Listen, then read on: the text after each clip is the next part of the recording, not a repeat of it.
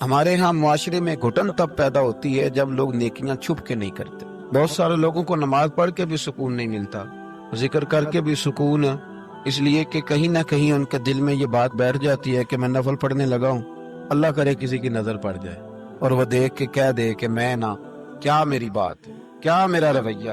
حضرت جنید بغدادی رحمت اللہ علیہ فرماتے ہیں کہ ایک شخص تھا میرے زمانے میں جس نے نیک بننے کے لیے نماز شروع کی اور بڑی پکی نمازیں پڑھتا تھا, لیکن جدھر سے گزرتا تھا لوگ کہتے تھے وہ دیکھو ریاکار جا رہا ہے, کیونکہ جس مقصد کے لیے کام کرتا تھا وہ عیاں ہو گیا.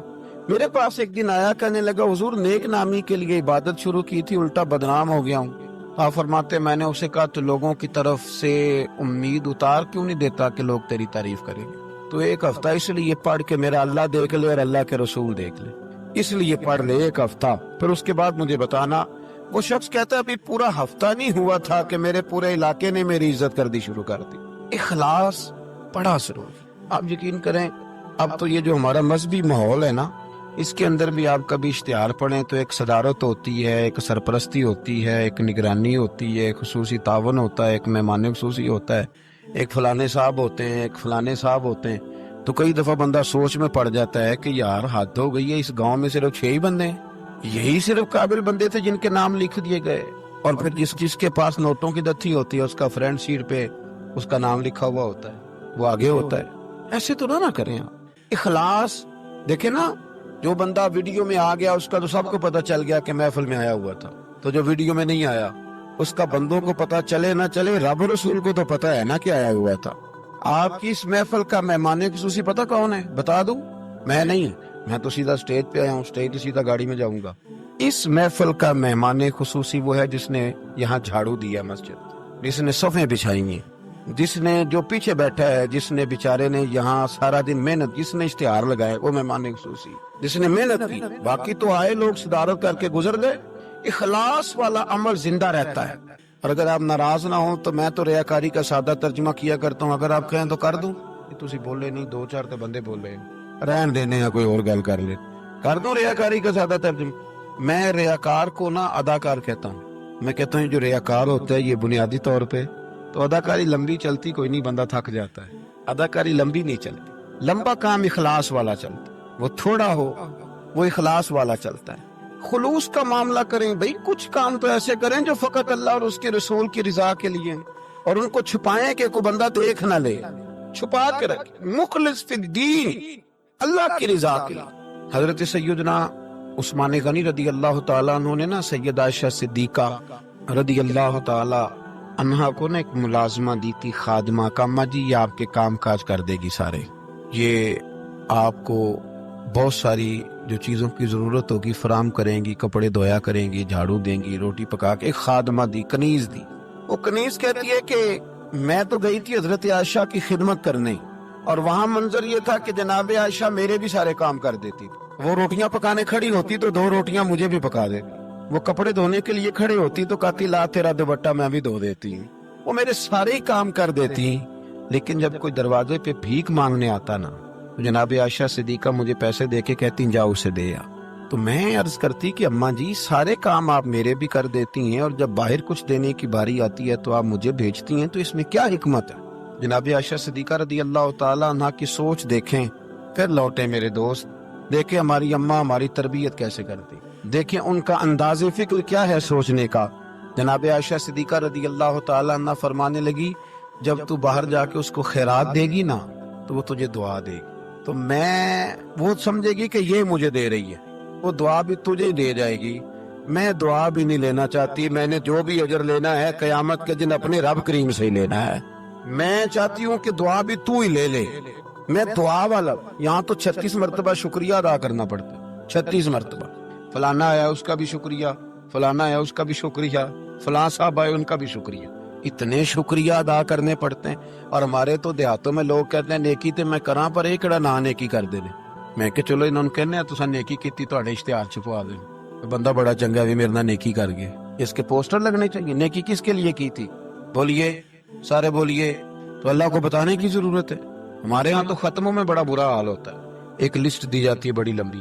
مجھے بھی ایک جگہ لسٹ دے دی, اس پہ لکھا تھا کہ 5000 قرآن پاک پڑھا ہے, حالانکہ مرنے والے کا اپنا بیٹا ایک سپارہ بھی نہیں پڑھتا. وہ वो एक पारा भी नहीं पढ़ता। 5000 कुरान पाक, कितने लाख दुरूद शरीफ। तो मैंने दुआ शुरू की, तो मैंने कहा कि या अल्लाह जो पढ़ा पढ़ाया जाने वाले की रूह को बख्श दे। तो बाद में मुझे वो कहने लगे पीर साहब आपने बताया नहीं क्या कुछ पढ़ा था। मैं क्या कहना दसना साजे, किसको बताना था, सवाब किसने देना है, उसको जरूरत है बताने की। माशाअल्लाह आप कैसी बात कर, यानी ये सवाब भी बंदों को बताएंगे। फिर जी ये 50,000 रुपया मैं अपने अब्बा जी की तरफ मस्जिद देने लगा हूँ, तो ये खत्म में ये भी ऐलान कर दे। अच्छा जनाब, अब्बा जी आपको क्या दे गए? कहने लगा 2-4 एकड़ जमीन भी, कारोबार भी, पैसे भी। तो मैंने कहा उसने भी मस्जिद में ऐलान कराया था कि बगैर ऐलान के दे गया? इतनी वो तो बगैर ऐलान के दे गया, तो तू उसमें से 20,000 दे रहा है, उसका भी ऐलान करा रहा है। और कारी साहब बेचारे कई दफा खतीब साहब उलझ जाते हैं, इसलिए कि जब वो 1000 रुपया देने आता है तो कहता है सही करके दसिया दे, मोहम्मद बशीर दखन आला मत बंदे पहाड़ आला समझना, सही करके बताना। हंसने के लिए नहीं, रोने के लिए बात कर रहा हूं। ये इतना बुरा हाल हो जाएगा हमारा, इसको बताते फिरते। और मैंने देखा नोट खोल कर लोग ले आते। इस तरह ना करें, नेकियों को छुपाएं। छुपी हुई चीजें कीमती होती, ये कीमती चीजें होती, ये कीमती होती। हजरत अब्दुल्ला इब्ने मुबारक बहुत बड़े दरवेश गुजरे, आलिम भी थे, सूफी भी थे, दरवेश भी थे, हदीस के बहुत बड़े उस्ताद भी थे। और जो सूफिया साबिकून अल अव्वलून हुए उनमें आपका नाम है। आप ना अक्सर अपने कूफे के उलमा से इस्तिफादा करने के लिए ना कूफे आया करते थे। हर शोबे में कुछ लोग स्पेशलिस्ट होते हैं, तो उलमा के शोबे में भी कुछ लोग स्पेशलिस्ट होते हैं। ये अलग बात है कि आजकल जो एक उम्रा का रहा है वो मुफ्ती होता है, और अगर हज का रहा है तो फिर तो शेखुल हदीस है। तो वो कहता है सारे मसले अब मैं ही बताऊंगा। और दो उर्दू की किताबें पढ़ ले तो फिर तो कहता है मौलवियों की बताओगे, सारा पता तो मुझे। अल्लाह ताला समझने की तौफीक दे।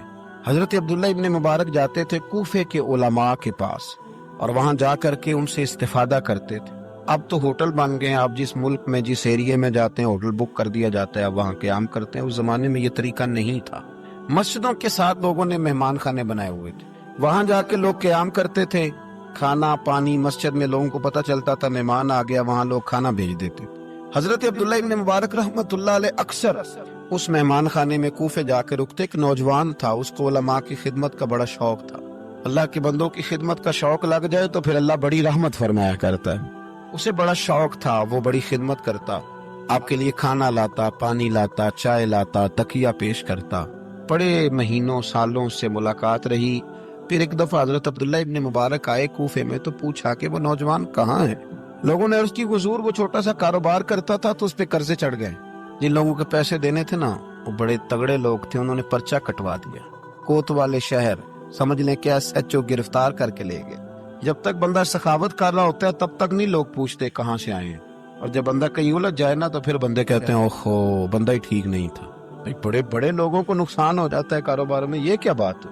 हजरत अब्दुल्ला इब्ने मुबारक को पता चला। वैसे आजकल का कोई पीर होता तो वो पीर साहब पता क्या करते हैं, जब तक मुरीद झाड़ू देता रहे फिर तो वो कहते हैं मेरा मंजूर नजर है, लेकिन अगर कर्जे चढ़ जाए तो कहते हैं उसका जाती मामला, मैं जाती मामला में मुदाखलत नहीं करता। तो जब तेरे घर में 6-6 दर्जन किन्नों लेके आता था तब जाती मामला नहीं था, अब जाती मामला हो गया। इसी तरह काम लीडर करते हैं, काम कराते रहते हैं सियासतदान, और अगर बंदा उलझ जाए तो कहते हैं उसका जाती मामला है। तो जब तू दफ्तर खुलवा रहा था तब जाती मामला नहीं था। हमारा ये मिजाज है कि हम तबन इंसानों से नफा लेना चाहते हैं, लालची होते जा रहे। सैयदना अब्दुल्ला इब्ने मुबारक रहमतुल्लाह ताला अलैह ने कहा कर्जा चढ़ गया है और वो बंद है जेल में। आप गए, जाके कोतवाल से SHO से मुलाकात की, फरमाया माजरा क्या है, मुअम्मा क्या है। वो कहने लगा हुजूर बच्चा बेकसूर है, बेचारा काम करता था तो अचानक नुकसानात हुए तो होते ही गए। इंसान जब कामयाब होता है तो मिट्टी को भी हाथ लगाए तो सोना हो जाती, और जब नाकाम होता है तो ऐसा फिसलता है कि फिर किसी जगह उसका हाथ नहीं पड़ता। वो उलझ गया, हजरत ही उलझते कर्जे चढ़ गए। और हजरत साहब जिस पार्टी के पैसे देने हैं वो बड़ी सख्त है, वो कहती है कि हम नहीं छोड़ेंगे। हजरत अब्दुल्ला इब्ने मुबारक रहमतुल्लाह ताला अलैह फरमाने लगे पैसे कितने, कहने लगा 50,000 दिनार, आप समझ लें कि 5 करोड़ रुपया। तो हजरत अब्दुल्ला इब्ने मुबारक, तवज्जो है ना मेरी बात पे, थक तो नहीं गए आप लोग। हजरत अब्दुल्ला इब्ने मुबारक रहमतुल्लाह अलैह फरमाने लगे अगर तू मेरी एक शर्त पूरी करे तो मैं पैसे दे देता हूँ। मेरी तरफ देखें, कहानी तो नहीं ना सुना रहा मैं, आप जरा गौर तो करें क्या कह रहा हूँ। यानी 50,000 दिनार। फोन बंद कर देते हैं लोग अगर आपको पैसों की जरूरत पड़ जाए तो, लोग फोन बंद कर लेते हैं। वैसे कहते हैं चौधरी को हुक्म हुआ तो दसी, और जब वो बता दे फिर छुट्टी। 50,000 दिनार। हजरत अब्दुल्ला इब्ने मुबारक रहमतुल्लाह अलैह फरमाने लगे मेरी एक शर्त पूरी कर, पैसे मैं देता हूँ। उसने कहा हुजूर 50,000 दिनार है। फरमाया मैंने सुन लिया है पर मेरी शर्त पूरी कर। उसने कहा हुजूर वो क्या? आप फरमाने लगे उस नौजवान को बताना नहीं उसके पैसे किसने दिए, पैसे मैं दे देता हूँ। उसने कहा हजरत जी उसे नहीं बताना। आप फरमाने लगे उसके लिए नहीं देने, मैंने अल्लाह की रिजा के लिए देने, और जिस रब के लिए मैंने देने हैं उसे बताना नहीं पड़ता, वो तो दिलों के हाल जानता है, वो तो अलीम बिज़ाति सुदूर है, लिहाजा बताना नहीं। उसको पैसे दे दिए। नौजवान ने बड़ी मिन्नत की कोतवाल की, यार इतने बड़े पैसे कोई दे गया, कोई 10 रुपए तो नहीं देना, उस मौसम का पता बता, मैं तो उसके पोतों की भी नौकरी करूंगा। उसने कहा मैं मजबूर हूँ, मुझे हुक्म नहीं, मैं नहीं बता सकता। वक्त गुजर गया, कोतवाल भी कहीं तब्दील हो गया। वो नौजवान कहता है अब्दुल्ला इब्न मुबारक बूढ़े हो गए, अब घर में रहते हैं, बाहर नहीं आते, ज्यादा ज़ौफ आ गया, अब जिसने पढ़ना है कुछ इस्तेफादा करना है वो भी घर में हाजिर होता था। अल्लाह अकबर। वो नौजवान कहता है जैसे जैसे मेरी उम्र बढ़ती शौक बढ़ता कि यार मेरा मोहसन मुझे मिल जाए, मैं उसके पैर ही चूम लूं एक दफा। इतना अजीम आदमी। उसके बाद कई दफा हजरत अब्दुल्ला इब्न मुबारक मिले भी। नौजवान कहता है वो जब भी मुझे मिलते मैं उन्हें कहता बाबा जी नेक तो आप भी बड़े हैं पर बंदा तो वो था ना जो मेरे पैसे दे गया। तो वो फरमाया करते चल दुआ करना अल्लाह मुझे भी कोई काम करने की तौफीक दे, दुआ कर। वक्त गुजर गया, 15 साल बीत गए। एक दिन वो कोतवाल कहीं रास्ते में मिल गया तो उस नौजवान ने ना सर से पगड़ी उतार के पैरों में रख दी। कहने लगा तुझे अल्लाह रसूल का वास्ता, मैं कहीं शुक्रिया अदा करने से पहले मारी ना जाऊं, मेरे मौसम का पता तो बता, एक दफा बता वो कौन है। वो कोतवाल कहने लगा तूने कसम ही बड़ी दे दी है, तुझे वाकई नहीं पता वो कौन है, तू नहीं जानता? कहा नहीं। कहने लगा रोज तो तू उनकी बगल में बैठा होता था, मैं बाद में भी कई दफा इकट्ठे देखा। कहा क्या मतलब? कहने लगे हजरत अब्दुल्ला इब्न मुबारक। वो नौजवान कहता है मैं इतना तेज दौड़ा कि पगड़ी गिर गई, जूते टूट गए, पैरों में जख्म हो गए, पर मैं भागा कि मैं शुक्रिया अदा करूं, मेरी उजरत मेरी मेहनत से ज्यादा क्यों है, मेरे मोहसन तेरे एहसान से डर लगता है। कहते दौड़ा गया, लेकिन कुर्बान जाऊं जब अब्दुल्ला इब्ने मुबारक के घर के बाहर पहुंचा तो रश लगा हुआ था। मैंने लोगों से पूछा क्या हुआ, तो कहने लगे 2 घंटे गुजरे अब्दुल्ला इब्ने मुबारक इंतकाल कर गए, ये अभी 2 घंटे गुजरे, ये अभी 2 घंटे गुजरे, अभी बेकदरा कुछ कदर न जाती, कीती खूब तसल्ली हो, दुनियादार पुजारी जर दे कुत्तियां दे गल टल्ली हो, बुक बुक रोशन अखियां तकियो वेख हवेली कल्ली हो, ते कूच नसीर असां जदों कीती पै जानी थरथल्ली हो। दुनिया जमा हो गई, लोग रो रहे हैं। वो नौजवान कहता है कि मैं अंदर दाखिल हुआ तो सफेद कफन में मैंने नूरानी चेहरे वाला बाबा लेटे हुए देखा, और मैंने फिर अपनी दाढ़ी उनके पैरों में रखी और मैंने कहा बाबा आपने तहज्जुदें कितनी पढ़ी आप जाने और आपका रब जाने, कुरान कितने खत्म किया आप जाने और अल्लाह जाने, कितने लोगों को इल्म हदीस दिया आप जाने और आपका रब जाने, पर जो आपने मेरे साथ किया है ना, मुझे उम्मीद है इस एक नेकी की बरकत से ही रब आपको जन्नत अता कर दे। यारो कोई काम करना भी तो उसे दिखा लेना, उस पर इस कदर ज्यादा तशरीफ रखें जी, अल्लाह खुश रखे आपको। मैं तो खिदमत थोड़ी कराने आया हूँ, अल्लाह आपको बहुत सारी इज्जतों से नवाज। मेरी खिदमत इतनी है कि आप मेरी कोई एक बात समझ जाए, अल्लाह आपको जज़ाए खैर दे। अजीज दोस्त, अगर मिजाज में खुलूस हो, देखे ना बीवी को आप सारा खर्चा दे, उसकी हर बात माने, लेकिन उसे पता चल जाए कि मेरे साथ मुखलिस नहीं, कहीं और भी इसकी नजर है तो घर बसता है। और अगर खामन को पता चल जाए कि कपड़े भी वक्त पे धो के देती है, रोटी भी टाइम पे पकाती है, लेकिन मेरे साथ मुखलिस नहीं, तो घर चलता है। इखलास ना हो तो घर नहीं चलता, तो पूरा दीन कैसे चलेगा? लेकिन लोग दिखाते फिरते हैं, अपना आप बताते फिरते हैं, उलझ गए हैं। क्या जरूरत है इन चीजों? अगर आपके अंदर खुशबू है तो खुशबू को थोड़ी जरूरत है कि वो बताए कि मैं खुशबू हूँ। खुशबू बताया नहीं करती, खुशबू आया करती है। खुशबू बोलिए आया करती। इमाम ज़ैनुल आबिदीन, बस बात समेटने लगा हूँ, इमाम ज़ैनुल आबिदीन हजरत इमाम हुसैन के करबला में बचने वाले अकेले शहजादे, नवासे रसूल, जिगर गोशा बतूल, हजरत सैयदना इमाम ज़ैनुल आबिदीन बीमार करबला रदी अल्लाह ताला। इमाम ज़ैनुल आबिदीन ना उनका विसाल हुआ तो जब उनको गुस्ल दिया जाने लगा तो उनकी पुश्त पर मोटे मोटे निशान थे।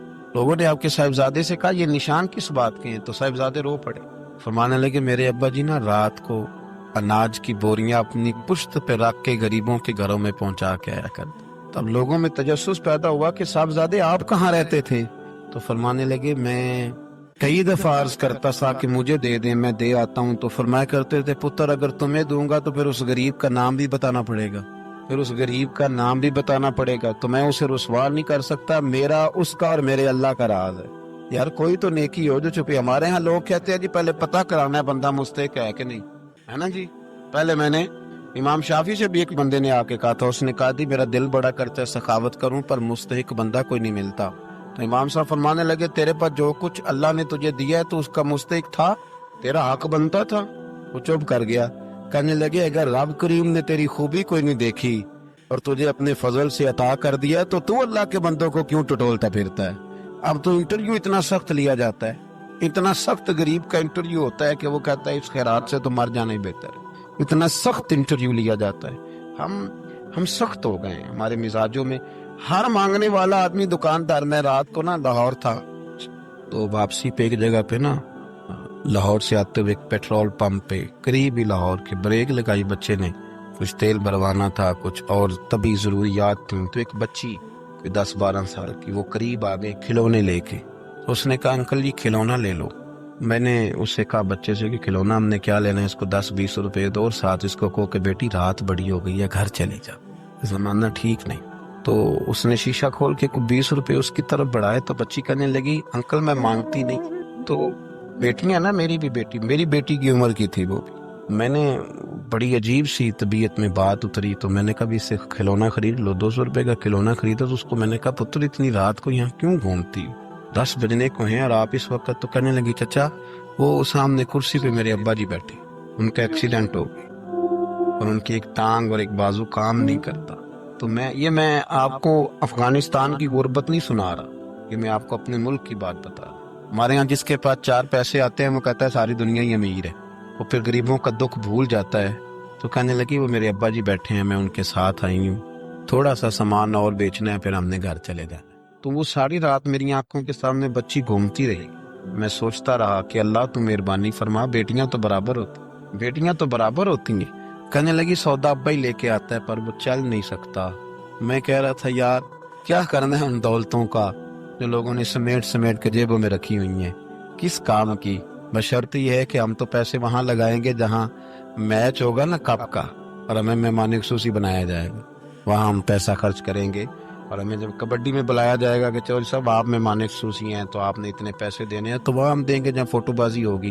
اخلاص، خلوص، للہیت، یہ حسن ہے، اس کو اپنائیے، اللہ ہمیں سمجھنے کی توفیق عطا فرمائے۔